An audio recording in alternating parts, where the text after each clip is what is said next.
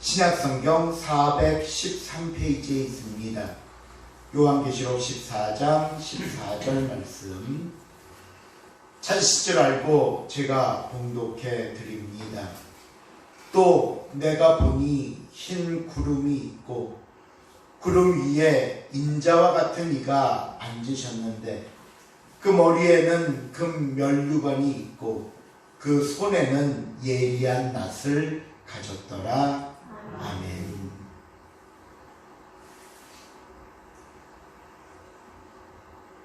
우리가 계속해서 요한계시록 14장을 통해 그리스도의 반격, 역전의 승리라는 주제로 말씀을 살펴보고 있습니다.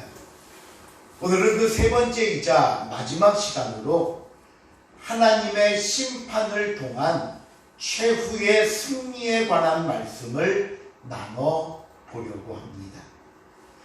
우리가 오늘 본문에 들어가기에 앞서 지난 앞부분들의 말씀을 잠시 되짚어보면 13장에 나왔던 적 그리스도는 정치, 경제, 종교, 방면에 막강한 힘을 가지고 사람들을 자기에게 경배하고 복종하도록 만들었습니다. 누구든지 자기 말을 듣지 않으면 표를 주지 않아서 매매를 할 수 없게 함으로써 결국 세상을 살 수 없도록 만들었고요. 이런 사회와 이런 세상은 결국 성도들에게 고난일 수밖에 없었습니다.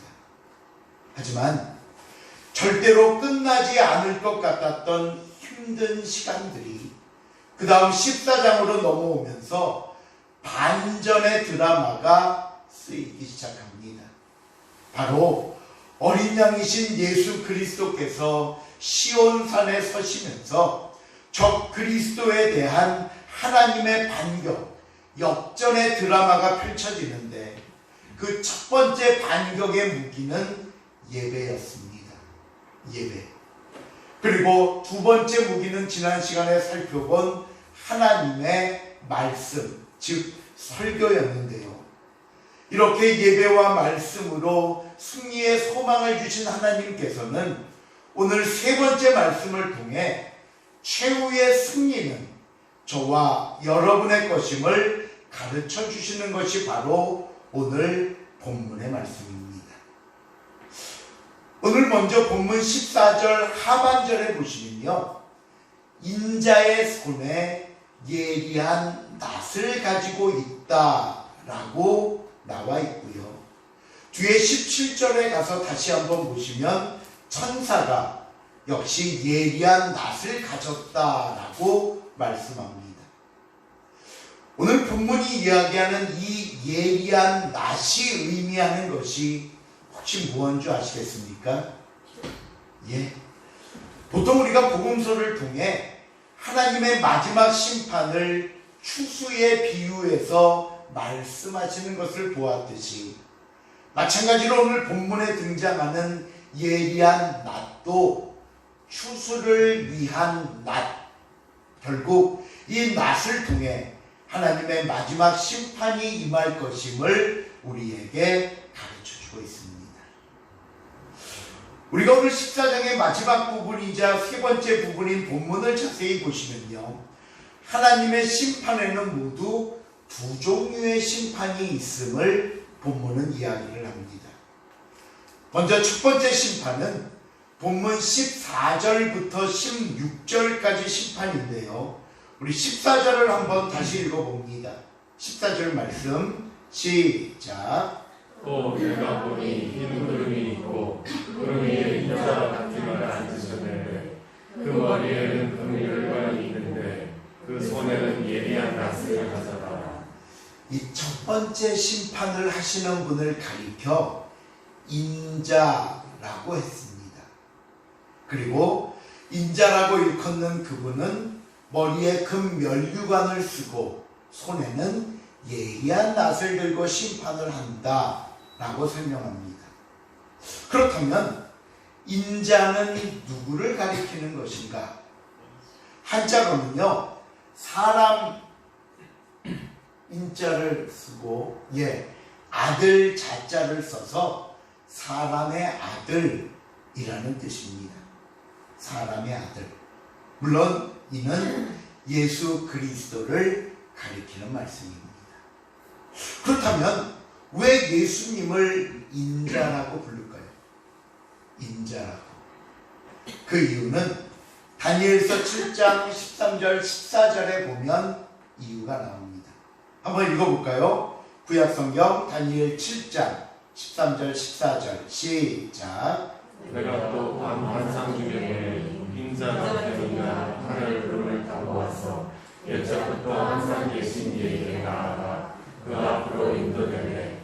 그에게 권세와 영광과 나라를 주고 모든 백성과 나라 되거나 백성을 말하는 모든 자들이 그를 섬기게 하였으니 그의 권세는 손을 대지 아니하는 영원한 권세요 그의 나라는 멸망하지 아니할 것입니다.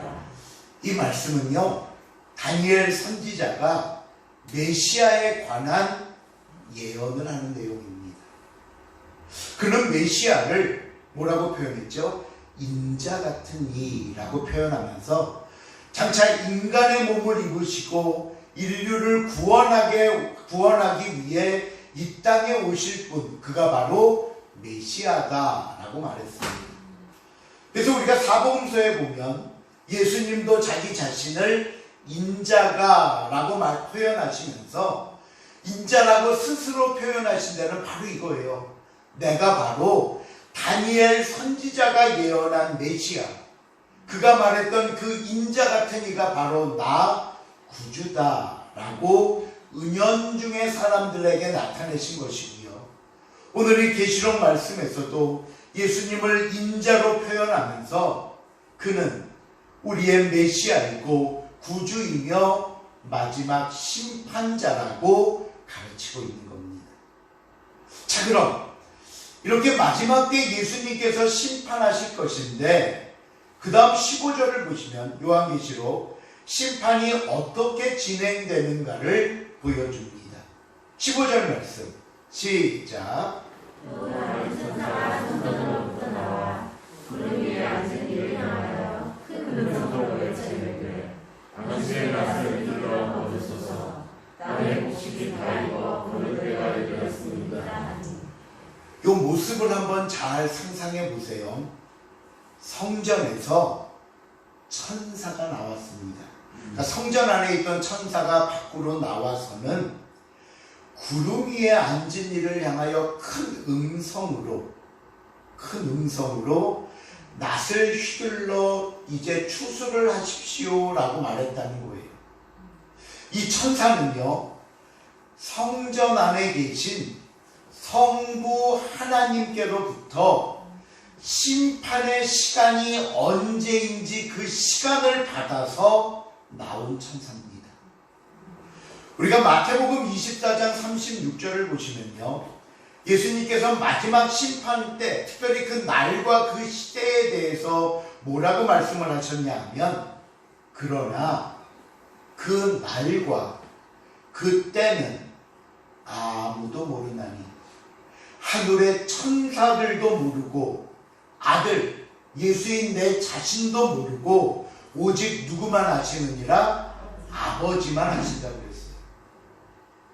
아들이신 예수님도 그날과 그 때를 모르신대요. 천사도 모른대요. 그럼 어떻게 심판이 시작되는가? 바로 오늘 요한계시록의 설명처럼 그 날과 그 때를 아시는 아버지께서 천사를 통해 예수님께 명령을 내려야 비로소 심판이 시작된다는 겁니다. 그래서 15절을 다시 보시면요, 천사가 예수님께 와서 뭐라고 외칩니까? 한번 읽어볼까요? 당신의 시작. 당신의 낯을 휘둘러 거두소서. 땅의 곡식이 다 익어 거둘 때가 되었습니다. 예, 하나님의 명령이 떨어졌습니다. 천사가 그 명령을 예수님에게 전달합니다. 그러자 예수님은 자기 손에 들고 있던 낫을 들어 알곡과 가라지를 나누는 심판을 시작하시는 겁니다. 그러기에 오늘 본문이 말하는 첫 번째 심판은 예수 그리스도를 믿는 성도와 믿지 않는 자들을 구별하시는 심판입니다. 이 심판을 예수님이 이렇게 설명하셨어요. 마태복음 13장 30절입니다. 시작. 내가 추수꾼에게 말하기를 강아지를 먼저 거두어 불사르며 물을 먹고 옥수수를 모아 내 곡간에 넣으라 하시니라. 믿는 자들은 거두어 곡간이라 말하는 천국에 넣고 믿지 않는 자들은 지옥불에 던지는 심판을 오늘 말씀하신 것입니다. 자, 그렇다면 이 첫 번째 심판 때 저와 여러분은 어떻게 될까요? 우리는요, 이 심판을 걱정하실 필요가 없습니다. 왜요? 이 심판을 통해 저와 여러분은 오늘 예수님이 곡간으로 표현한 하나님 나라에서 영원한 삶을 살게 되기 때문입니다. 그러기에 지금 우리가 이 사는 세상을 가리켜 말세라고 말하는 것은 곧 무슨 의미냐 하면요, 예수님께서 손에 예리한 낫을 들고 마지막 주어질 하나님의 명령이 떨어지기만을 기다리는 시간이라고 말할 수 있습니다. 그러므로 여러분, 기다리십시오.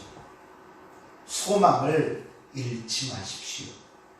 최후의 승리와 구원이 저와 여러분의 것임을 잊지 마십시오. 하나님은 이 심판을 통해 우리에게 영원한 생명을 주시기 때문입니다. 이렇게 첫 번째 심판이 끝나고 17절을 보시면 두 번째 심판이 시작이 되는데, 이 두 번째 심판이 첫 번째와 다른 게 있습니다. 17절 한번 가볼까요? 17절 말씀 시작. 역시 예리한 낫을 가졌다. 아까 첫 번째 심판 때 예리한 낫을 들고 있는 분은 누구셨죠? 예수님. 근데 17절에는 누가 예리한 낫을 갖고 있다고요? 천사가. 그래서 두 번째 심판을 하는 분은 천사입니다. 그러면 두 번째 심판은 어떤 내용의 심판인가? 그 다음 18절 말씀 시작. 그를 다스리는 천사가 제단으로부터 나와 예리한 낫까지 가려 큰 소동으로 이르되 내 예리한 낫을 들러 땅의 평송이를 물어봐 그 포도가 익었느냐. 낫을 든 천사가 나와 있는데, 이번에는 불을 다스리는 또 다른 천사가 제단에서 나왔습니다. 이 부분이 중요합니다. 불을 다스리는 천사가 제단에서 나왔다. 이 말은 뭐냐면요, 이 제단은 향을 담고 있는 제단입니다. 향. 그러면 그 향은 어떤 역할을 하는가? 요한계시록 8장 3절 4절을 한번 가봅니다. 시작. 천사가 와서 제단 옆에 서서 금을 놓고 향을 받았으니 이는 모든 성도의 기도와 하여 보자 금리자를 드리고자 하노라. 향이 성도의 기도와 함께 천사의 손으로부터 하나님 앞으로 올라가니라. 이 말씀은요, 우리의 기도가 어떻게 하나님께 드려지는가를 설명하는 내용입니다. 우리의 기도는 향연이 되어 천사들의 손에 들려서 하나님 앞에 갑니다. 그러면 하나님께서는 우리의 기도를 들으시고 나서 그 기도를 어떻게 다루시는지 궁금하지요? 그 다음 계시록 8장 5절입니다. 시작.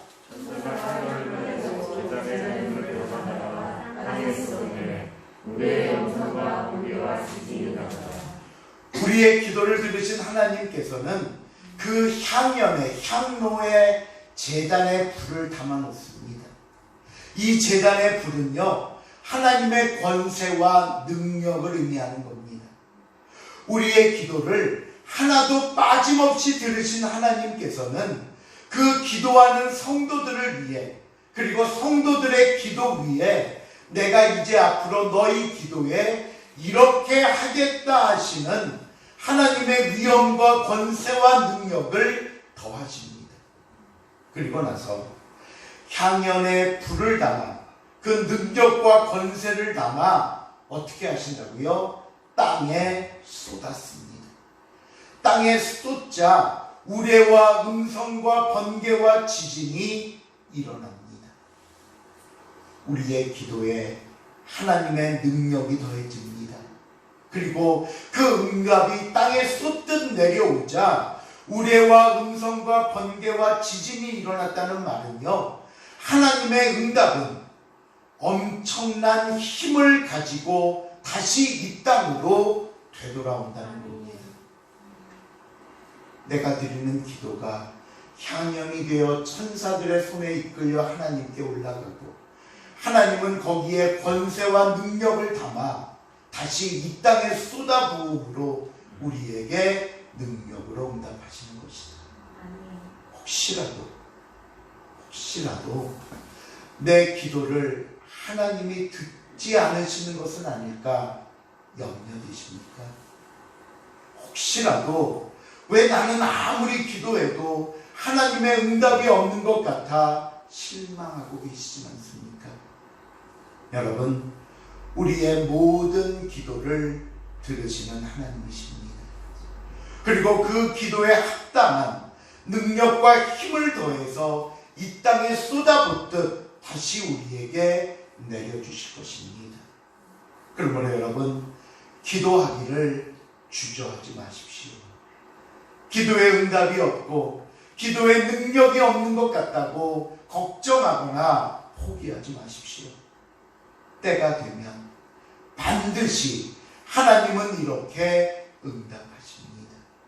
그러게 여러분, 오늘 저와 여러분의 기도는 항상 이렇게 상상할 수 없고 측량할 수 없는 위력을 품고 다시 우리에게 주어진다는 사실을 잊지 마시기를 바랍니다.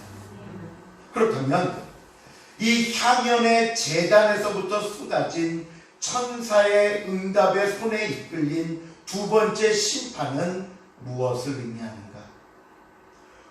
오늘 본문 18절에서 20절까지 말씀을 보시면요, 어떤 내용들이 나오냐 하면요, 포도송이, 포도주 틀, 그리고 그 틀을 밟는 것이라고 나옵니다. 이 포도에 관한 것들은요, 하나님의 심판을 가리키는 말씀인데, 그림을 한번 보세요. 그림을 보시면 왼쪽에 있는 사진은 이제 유적으로 발견된 것이고요, 이 포도주 틀을 밟는 겁니다. 오른쪽이 그 모양을 그림으로 나타낸 것인데 바로 이거예요. 고대 이스라엘에서는요, 포도주 틀을 이런데 한 곳에 모아서 이렇게 발로 밟아서 으깹니다. 그러면 찌꺼기 같은 건 밑에 밟히고 포도즙들이 흘러내려올 거 아니에요? 그럼 이제 위에보다 조금 낮은 곳들에 이렇게 고일 수 있는 장소를 만들어서 포도즙이 이렇게 흘러내려오도록 만들어 놓은 것들이 바로 이게 고대 유물이고 사진으로 표현한 설명입니다. 본문 20절을 한번 볼게요. 20절 말씀 시작. 성밖에서 그 틀이 나더니 틀에서 피가 나서 말벌레를 잡아나고 1600쌀이 퍼져가라. 이 20절은 그 포도즙의 붉은색을 피로 비유한 거예요. 그래서 그 틀을 밟으니 틀에서 피가 났다는 것은 포도주를 밟을 때 포도즙이 흘러나온 걸 심판에 비유하다 보니까 즙을 피로 설명하고 있는 겁니다. 그런데 그 포도즙이 피로 변하여 그 피가 흐르는 핏줄의 강줄기가 1600 스타디온에 미쳤다고 말합니다. 이 1스타디온은 길이에 대한 그 표현인데요. 1스타디온은 192m입니다. 그러니까 192 곱하기 1600은 가연아